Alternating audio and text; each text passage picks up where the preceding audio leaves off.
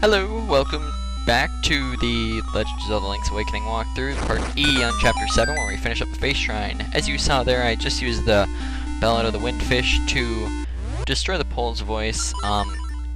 It's basically a reference to the first game where, first Legend of Zelda game, where you could yell into the microphone and they'd die, but there wasn't a microphone on the NES, just on the Famicom system, so... but yes, we have a much easier way of dealing with the Pole's voice now, because our sword does not affect them. You can just simply, play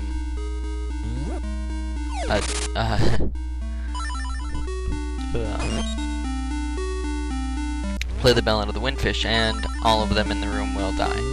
So, from there you want to head up, and maneuver around, killing these sparks with your boomerang. You can get the bombs too if you push the block. Or no, you can just jump and get the bombs, you don't have to push the block. Anyways, you want to go up and hit the switch from behind the little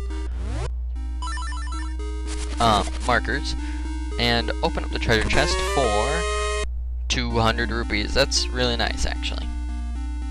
Although, I don't think there's too much in the game to use rupees on. But, whatever. Anyways, you're going to want to toss these horse heads again, the randomness of it all, and hopefully you'll get through it pretty quickly. Like me. And then you want to backtrack down too.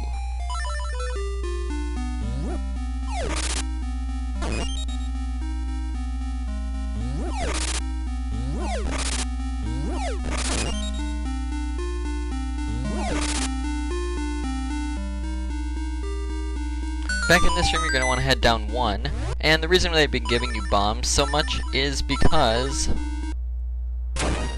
there's some Dodongo snakes. Yes, 2 more with some holes in the ground this time. The holes actually, I think, make it easier because they get caught up on corners, then it's easier to predict where they're going to go. So yeah, the Dodongo snakes, I think this time around are actually easier. And remember, you can reset a bomb's timer by pushing it up. One thing that I didn't know is that you don't actually pick the bombs up with the bracelet, you pick them up with the bomb button. I didn't know that before, but I learned that playing recently. So, then you can head left, use the hookshot to get across, and then unlock the key door and head up. We want to head up again after that because there's nowhere else we can go.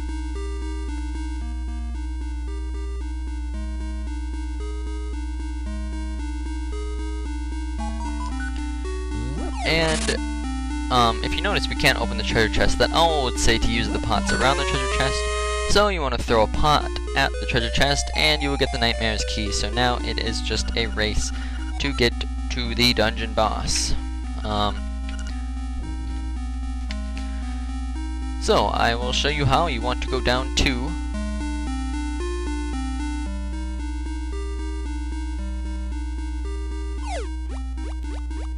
And jump off the ledge and then go down 2 more. Back in this room, the Wiz Robes will have respawned, so you want to take them out using any strategy you like.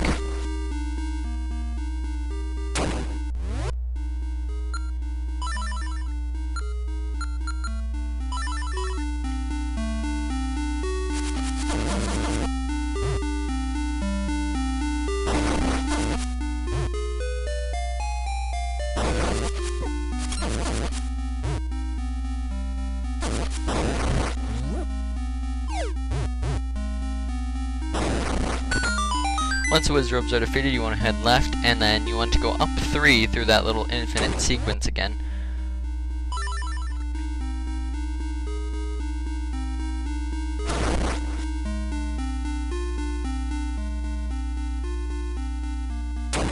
Now, back in here, you want to, again, lift the left statue, and go through the underground portion.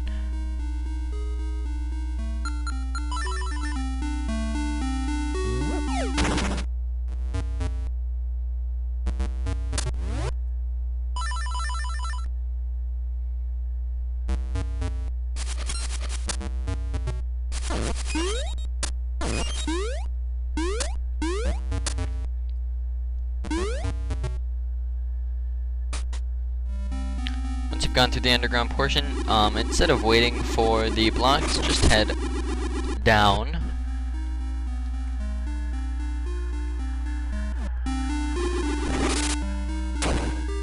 And down here, you're going to want to reveal the 4 green souls, which the vacuum will just suck up into the abyss, or they'll jump into there themselves, then head right.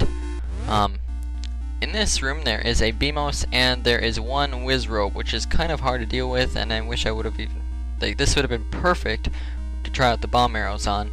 But basically what you want to do is throw a bomb across the gap so that it will kill the Wiz Robe with good timing. Luckily the blocks will block the BMOS's view, but this would have been a very good time to use the bomb arrows if I would have thought of it, but unfortunately I didn't. Anyways, once the Wiz Robe is defeated, you don't have to defeat the BMOS because they cannot be defeated. You want to pull out the Rock's Feather, jump across the way, push the block up, or you can push the other block to the right and then head up. Now you can refill your life by killing the sparks, and then finally head up to face the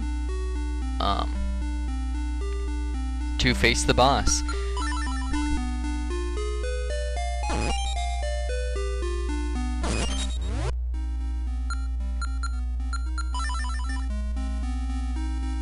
So you're going to want to have bombs and your shield out for this boss battle, and this boss, his name is Facade.